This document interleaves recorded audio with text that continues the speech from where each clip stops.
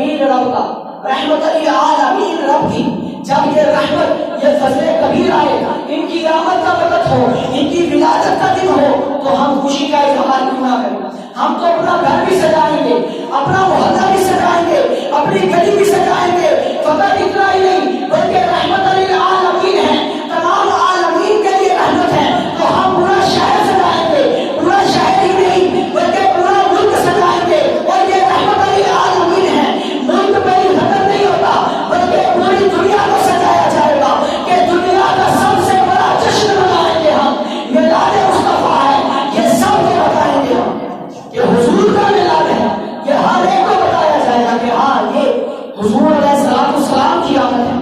ہمارے نبی کی آمد ہے کہ جن کا پسینہ بھی خوشبودار ہے، ہمارے نبی کی آمد ہے کہ جن کے قدموں کے ساتھ لگی خاک بھی شفا دیتی ہے، ہمارے نبی کا میلاد ہے کہ جن کا مدینہ بھی شفا دیتا ہے، ہمارے نبی کا میلاد ہے کہ جن کا دیکھنا بھی شفا دیتا ہے، ہمارے نبی کا میلاد ہے کہ جن کے ہاتھ لگ جائے تو شفا مل جاتی ہے۔ ایسے نبی کے میلاد کی خوشی کیوں نہ منائیں؟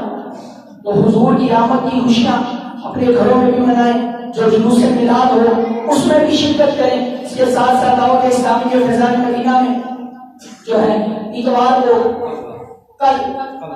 کل رات عشاء کی نماز کے بعد جو ہے وہ محفل میلاد مصطفیٰ ہوگی، اجتماع میلاد ہوگا، تو اس میں بھی شرکت کریں، حضور علیہ السلام کی عظمت و شان کو سنیں۔ بعض علماء فرماتے ہیں کہ جو حضور کی ولادت کے دنوں میں میلاد سجاتا ہے،